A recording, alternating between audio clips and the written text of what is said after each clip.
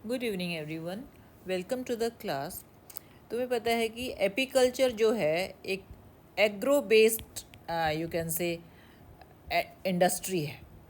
ठीक है, यानी कि इसमें रूरल एरिया के बहुत सारे लोग इसको प्रैक्टिस करते हैं और इससे अपने इनकम करते हैं।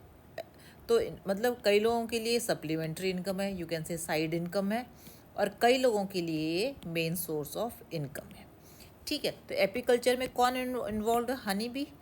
तो हनी बीज जो है, जैसे दूसरे ऑर्गेनिजम्स हैं उसी तरह हनी बीज को भी बहुत सारी डिजीज़ का खतरा रहता है या फिर अटैक बाय एनिमीज़ होता है। और इन दोनों से क्या होता है? There is loss of colonies, और लॉस ऑफ कॉलोनीज़ से क्या होता है कि जो है बिजनेस में फार्मर को लॉस होता है।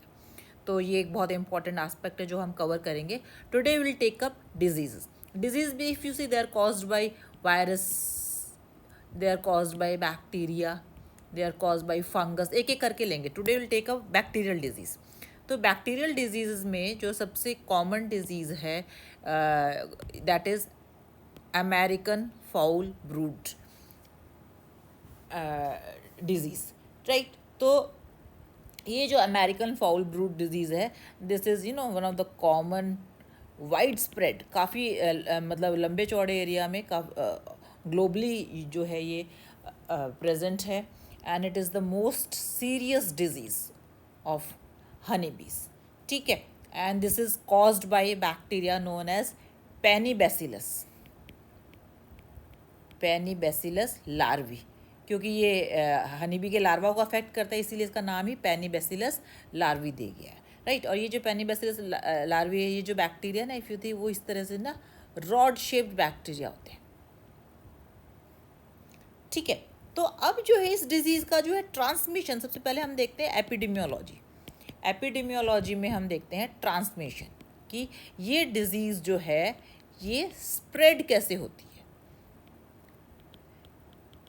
राइट। तो इसका जो ट्रांसमिशन होता है, अगर हम देखें तो ये जो है, ये जो स्पोर्स होते हैं ना, इनको, ये जो बैक्टीरिया के स्पोर्स होते हैं, ये अगर अनफेवरेबल कंडीशन हो तो वो 40 ईयर्स तक जो है यू कैन से इनएक्टिव रह सकते हैं, और जैसे ही कोई फेवरेबल कंडीशन आए ये फिर से एक्टिव हो जाते हैं। यानी कि इनकी ये they can remain as spores, spores की फॉर्म में इनएक्टिव रहते हैं, they can up to 40 years.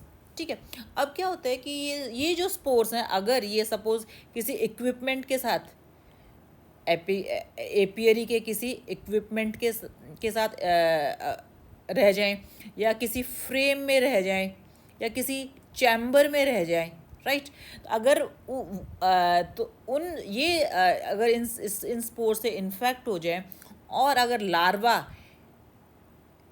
अगर इन स्पोर इन्फेक्टेड फूड को अगर खा ले, तो उस पूरी कॉलोनी को ये डिजीज़ हो जाती है। मोर ओवर ये डिजीज़ क्या है? कंटाजियस है, यानी कि अगर एक ब्रूड में हो गई या एक लार्वी की होगी तो ये धीरे धीरे पूरी कॉलोनी में स्प्रेड हो जाती है। ठीक है, तो इस जो मतलब चाहे जो बी कीपर के हैंड्स हैं या टूल्स हैं, कहीं भी इन्फेक्टेड हो, ये अगर लार्वा तक पहुंच जाती है उनके फूड के साथ, तो ये इजीली हो जाती है डिजीज़। अब सिम्टम क्या है इस डिज़ीज़ के? सेकंड जो पॉइंट, देखो सिम्टम मैं बताती हूँ कि इफ़ यू सी, ये देखो नॉर्मल कॉलोनी कैसी होती है हनी बी की, इस तरह से, राइट। हाँ, इसमें आप हनी देखो, ये देखो ब्रूड में हनी है, सेल्स में हनी है, और वो ऑलमोस्ट येलोइश या ट्रांसपेरेंट कलर का होता है। अगर कॉलोनी इन्फेक्टेड हो जाए तो आप देखो सेल्स का जो कलर है या हनी का कलर जो है वो किस तरह से, इस तरह डार्क कलर हो जाता है। तो सबसे पहला सिम्टम जो है, अगर इस डिज़ीज़ का, अमेरिकन फाउल डिजीज़ को, अमेरिकन फाउल ब्रूड बोलते हैं इस डिजीज़ को, AFB बोलेंगे। तो AFB का जो सबसे पहला सिम्टम है वो है कि जो कॉलोनी है वो कैसी हो जाती है? चॉकलेट ब्राउन कलर की। ठीक है, दूसरा जो है ये जो हनी होता है ना इन कॉलोनीज़ में, वो कैसा बन जाता है? वो हनी जो है एक तरह से सॉफ्ट और स्टिकी हो जाता है हनी। अभी तक जो हनी एकदम फ्लोएबल था, इजीली फ्लो कर रहा था, वो अब क्या हो जाता है? थोड़ा कॉन्सेंट्रेट हो जाता है और सॉफ्ट और स्टिकी हो जाता है। सॉफ्ट और स्टिकी हनी को एक और नाम दिया है इन्होंने, गुए मास। तो दूसरा जो सिम्टम है वो क्या है? फॉर्मेशन ऑफ गुए मास। ठीक है। तीसरा जो है मैं अब तुम्हें दिखाऊंगी। अगर ये देखो हनी कैसा स्टिकी हो गया, ये देखो हनी, ये क्योंकि इन्फेक्टेड है AFB से तो इस तरह से स्टिकी हो जाता है। तो और थर्ड सिम्टम जो है वो है प्यूपल टंग।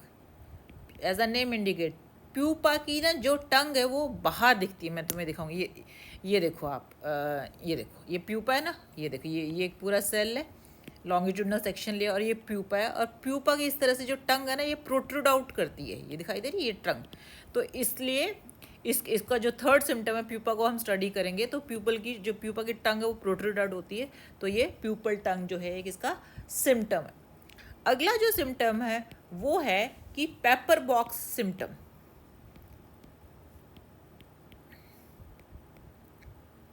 पेपर बॉक्स सिम्टम का मतलब क्या है कि अब आप देखो कि ये देखो आप, ये देखो कैप है ना इसकी सेल्स की, ये कैप जो है कैसे होगी, परफोरेटेड है, इसमें छेद छेद हो गया, आप ये देख रहे हो। और धीरे धीरे छेद जो है ये बढ़ते जाते हैं और इस तरह से वो जो हनी है जो अब तक ट्रांसपेरेंट था वो इस तरह से स्टिकी और ब्राउन कलर का हो जाता है। तो इस सिम्टम को क्या बोलते हैं, परफोरेशन ऑफ सेल्स को, ये परफोरेशन ऑफ सेल्स को बोलते हैं पेपर बॉक्स सिम्टम। ठीक है। अगला सिम्टम जो है, अगर हैवी इन्फेक्शन हो जाता है इस बैक्टीरिया का, पेनिसिलिस लार्वी का अगर हैवी इन्फेक्शन हो जाता है तो पूरी कॉलोनी में से ना एक फाउल स्मेल आती है। जैसे पोल्ट्री फार्म में स्मेल आती है ना, उसी तरह की एक स्मेल आती है, फाउल ओडर आता है। और उसके बाद फाइनली हैवी इन्फेक्शन के बाद कॉलोनी जो है वो कोलैप्स कर जाती है। ठीक है। एक डेड लार्वा, आप सोचो एक डेड लार्वा जो है it might contain as many as 100 million spores of the bacteria. ठीक है। अब इस डिजीज से बचा कैसे जाए, प्रिवेंशन को बोलते हैं प्रोफाइलैक्सिस। तो इससे बचाव के क्या मेथड है, पहला तो ये कि हमेशा ऑलवेज जब आप एक नई कॉलोनी शुरू कर रहे हो तो परचेज ब्रांड न्यू इक्विपमेंट, क्योंकि जो ब्रांड न्यू इक्विपमेंट होते हैं ना they are not infected with spores और वो सैनिटाइज्ड भी होते हैं, नीट क्लीन भी होते हैं, तो हमेशा नए इक्विपमेंट खरीदो। दूसरा कि एपियरी, दो एपियरी के बीच में गैप हो, राइट। इसका मतलब क्या हुआ कि मेंटेन आइसोलेशन बिटवीन एपियरीज, एपियरीज आपस में आसपास ना हो, नहीं तो डिजीज फैलने का खतरा रहता है। थर्ड जो है प्रिवेंशन है वो है प्रॉपर सैनिटेशन, यानी कि साफ सफाई का ध्यान रखा जाए, जैसे कि वॉशिंग हैंड्स, आप कॉलोनी को हाथ लगाने से पहले प्रॉपर हाथ धो, वॉशिंग नॉट ओनली हैंड्स बल्कि हाइव के टूल्स या इक्विपमेंट्स को भी जो है वो बीच बीच में वॉश करते रहो। ठीक है। नेक्स्ट जो प्रोफाइलेक्टिक मेजर है वो ये है कि आजकल ना वो आ रही है genetically resistant varieties of honey bee, genetically resistant AFB बीज, ऐसी बीज जिनमें AFB डिजीज़ नहीं हो सकती, they are resistant to this disease, उनको बोलते हैं जेनेटिकली रेजिस्टेंट AFBs।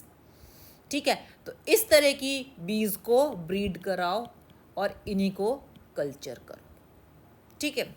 अगला जो प्रोफाइलेक्टिक मेजर है वो ये है कि अगर तुम्हें लगता है ना कि ब्रूड में कोई कॉलोनी इन्फेक्टेड है तो रिमूवल ऑफ इन्फेक्टेड कॉलोनीज या इन्फेक्टेड ब्रूड या इन्फेक्टेड ब्रूड सेल, कोई भी तुम्हें लगता है कि कोई भी सेल जो है वो थोड़ा ब्राउन कलर का होता जा रहा है उसे रिमूव कर दो। इसको हम एक तरह से हाइजीनिक बिहेवियर भी कहेंगे, यानी कि प्रैक्टिस ऑफ हाइजीनिक बिहेवियर। ये एक साइंड मतलब जो एक एक्सपीरियंस्ड बी कीपर है वो एकदम पहचान कर लेता है और इस हाइजीनिक बिहेवियर को प्रैक्टिस करते हुए इस इन्फेक्टेड सेल को रिमूव कर देता है। ओके। फिर भी अगर डिजीज़ हो जाती है तो उसको कंट्रोल कैसे करा जाए। ठीक है। यूजुअली क्या होता है, एंटीबायोटिक ट्रीटमेंट दिया जाता है और इस जस्ट अ मिनट, एंटीबायोटिक, इस एंटीबायोटिक ट्रीटमेंट में क्या यूज़ किया जाता है, कौन सा एंटीबायोटिक, टेरामाइसिन। पर टेरामाइसिन से क्या होता है, टेरामाइसिन का दूसरा नाम है ऑक्सी टेट्रासाइक्लिन हाइड्रोक्लोराइड। ठीक है, ये इसका केमिकल नेम है। पर ये जो terramycin if you see usually जो है इससे जो है रेजिस्टेंट डेवलप कर लेती हैं बीज, और इस दवाई का उन पर असर नहीं होता, रेजिस्टेंट हो जाती हैं या वो रेजिस्टेंस डेवलप कर लेती है। एक बार मैं फिर से आपको स्पेलिंग लिख देती हूँ।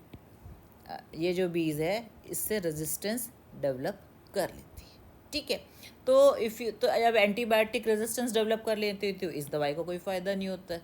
ठीक है, तो अगर जो बेस्ट पॉसिबल मीन है वो यही है कि प्रॉपर सैनिटेशन, साफ सफाई का ध्यान रखा जाए।